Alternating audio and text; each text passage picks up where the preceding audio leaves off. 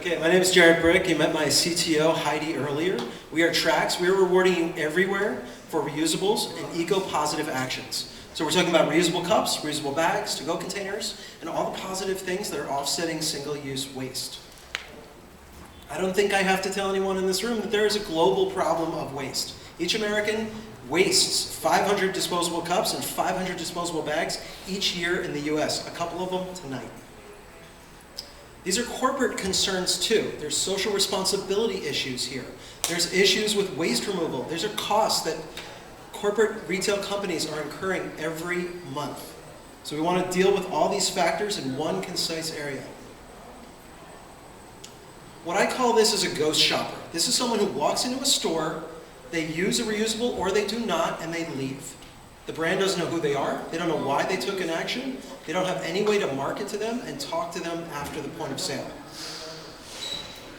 So where are we at now? Some investors have asked us to create an MVP. So we are now leveraging free social technology to pay you all today. This is Dana in the Midwest. She shops at the Dollar Tree. She just earned 25 cents for this action. She shared a photo of her bag at the store. She geotagged the store and added our hashtag. Now she can do that up to 4 times a day, $1 a day. Our grand solution is our own mobile platform that you self-track your actions. Retail companies can push marketing offers to you after you've already tracked a certain store. And you can redeem it 3 different ways. It's very flexible: cash, gift cards, or donation options. We found that over 48% of people just want to pay it forward. They want to have a platform in place to just donate the credits back for doing good. This is the team, myself. I have an MBA from the Presidio Graduate School. We specialize in triple bottom line models where there's niches in the market that are being untapped.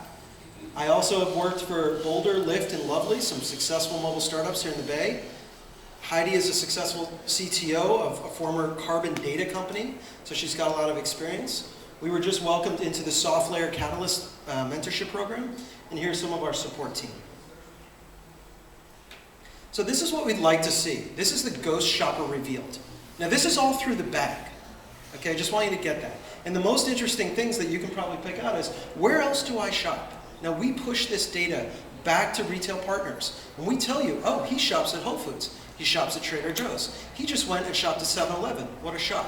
These are not companies you normally are associating all together. I want you to think of it like a credit card rewards program. You do the same action, you get a different reward, and the corporate companies are getting a lot of data on you. We are a data platform.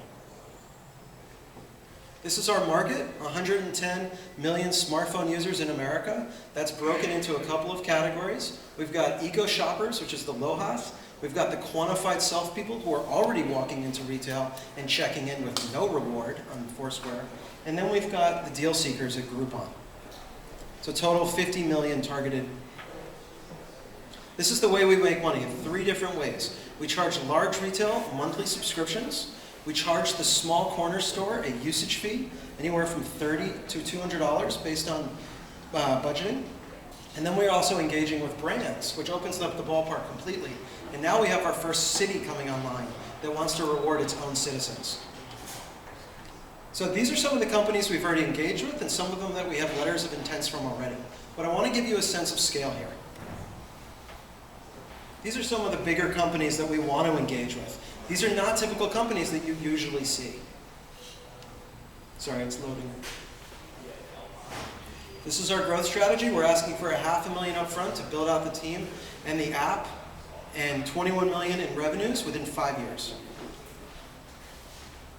We're seeking action heroes. Join us.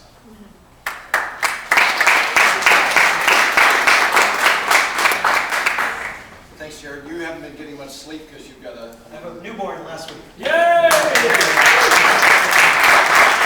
wife's not very happy with I'll bet. I'll bet. Questions? Questions for Jared? Yes, Sean, please. Can you give us an example of your best or one of your best customer relationships or budding customer relationships, and what's, on the B2B side, and what's kind of the use case that they've experienced or want to experience? Sure. So this is all very new. We're in our first month of doing these pilot programs. So I've been in biz dev for about 7 years. These are the easiest biz dev sales I've ever done. They're putting money on the table. Chico Bag is now engaging with people like Karen, and it's stores like the Dollar Tree. They were targeting Whole Foods shoppers. They totally missed the boat that there was Dollar Tree shoppers, 7-Eleven shoppers using their products. So it's really interesting data for them to come back to us and say, I didn't even know our shoppers were shopping in Dollar Tree in Minnesota at this city. So that's been really insightful. Yeah. Chico's really thought their customers were shopping at Whole Foods, Chico customers? That's their #1 sales outlet. Got it. Got it.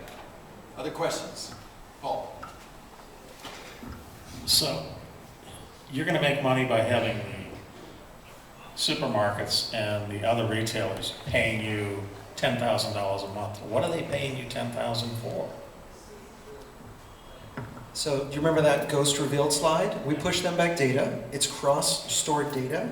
Our competitor, Daily Feeds in New York, is getting more than us for you taking actions at your computer without ever walking into a retail store. So these are CSR marketing programs. They need to show that they're making some entry into this issue because they can't tell the user to use a reusable. They can only incentivize and show that they're taking some action around this. So Walgreens is paying $150,000 a year to sponsor a reward on Daily Feeds where you don't even have to enter a store ever. So when we heard that, we found that very compelling. Who's mandating these CSR marketing programs, or like who's driving that in the corporation? What person in the corporation? Yeah, why does it exist? Who's driving it? What's the mandate? Repeat the question and If I understand the question is who's driving the CSR mandate within a company.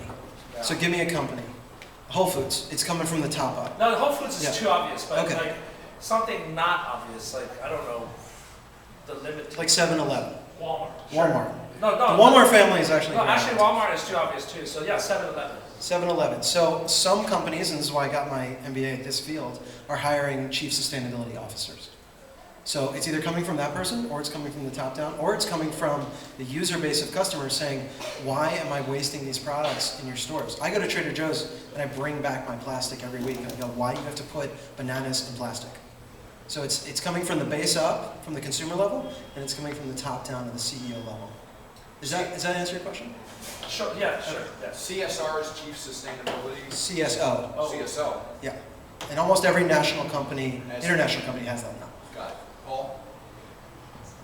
Are you targeting the counties and the states that are already mandated this? For example, in Santa Clara County, where I live, there are no more bags, period. You have to bring your own bags or you're carrying everything on your arms.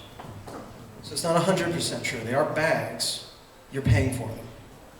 You're being punished. There's paper. That's a disposable bag. So there are bags still being given, and we're punishing consumers for having to take one of those bags. So they're doing it here in San Francisco. So we're talking to Oakland right now about putting a positive spin on that. Because a lot of consumers are getting very angry at that. And there's this latent resentment that's happening. So it's not inspiring to consumers and it's not motivating them. Because what we see, so this is a platform. We could run this in Tesla. We could run this with solar. We could run this with bags. This is a data platform for eco-positive. And what do the consumers get out of it? The consumers are getting a direct payment. On the spot, 25 cents per action, and we're going to scale that based on consumer demand. Okay, we're going to switch to feedback. We'll start with Pete and work our way around, please. So I'm a fan of the concept, but as far as the presentation goes, I wish you'd been able to maybe walk me through it in a little bit more of a linear fashion. We used the Go Shopper example, went away from it, came back to it. I mean, I'd really like to see, tell like the story of one particular bag, I mean, and really just from, or from the purchase and the uses, and show me the dollar flow, because I see that there are individual parts of this that make sense, but the whole didn't come together for me. Particularly the sustainability angle didn't come together for me. Paul, please. The other piece of this that is not obvious to me, just building off of what was just said, is I don't understand how I, as an investor, are going to make any money with this. I understand what you're doing, I understand how you're going to make money, but I have no idea how an investment on my part is going to come back to give me income. So you need to make sure that the investors, you speak to that in some form or fashion, so I have some understanding and I have some, at the end of the day, that's my motivation. Please. So somewhere deep down inside me, there's an economist lying there, which, and I understand CSR driven through incentives is probably the right way to do it. I actually do believe in that. So maybe you have a shot at somewhat transforming this process. Whether or not you end up creating that $21 million top line business in 4 years or 5 years, I think it was 4 years. I don't know, but somebody's got to do it. So I'm happy to see this idea, like Pete was saying. I think I like the idea. I just don't know the business transformation side of it enough, where maybe the big corporations are willing, and like you said, it's actually, maybe mandate is too strong of a word, but it's just one of those thingies that people are trying to imbibe into. So maybe you will get that revenue share, but I just don't know if the smaller brands that you highlighted, number 2 and number 3, would have would have that itch to go and attack CSR and be your customers. But I hope you prove me wrong, though. Alan. I'm just going to nitpick on one thing, and that's your assumption that these customers will be able to make a quarter per action and $1 a day max, right?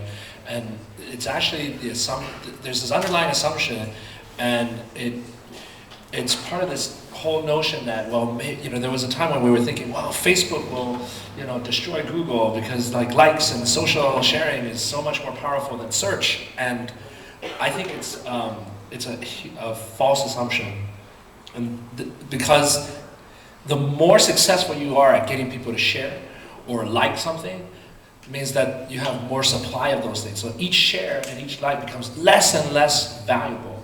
On the other side, with Google, each search becomes more and more valuable, and people continue to bid up those searches, what they're willing to pay to display an ad on those searches, because there's so much implicit demand on that. But every time you bribe a customer, it's a small, tiny little bribe. It's just a behavior change, right? You're bribing a behavior change, and each time you're more successful, the less each share or like or thumbs up is worth. And it's one of the fundamental assumptions, and it's why Google is still doing really well, and Facebook has been struggling lately. And I wouldn't design your whole business around that. Sean, please. Well, you have a good background, and you're a great door opener for all those brands that are talking to you. Congrats on getting in all those doors. I do agree with Paul on the fact that I don't know how I would make any money as an investor. I feel like there's very thin margins within retail, and there's only so much money they're going to spend. So I have difficulty seeing them being able to get a budget for something like this. I view it as a nice to have, not a must have. And if you're selling to this chief sustainability officer, I question how much of a budget they have, and even if everyone has one of those today. So that's my feedback. Okay. You guys ready to vote? 1, 2, 3.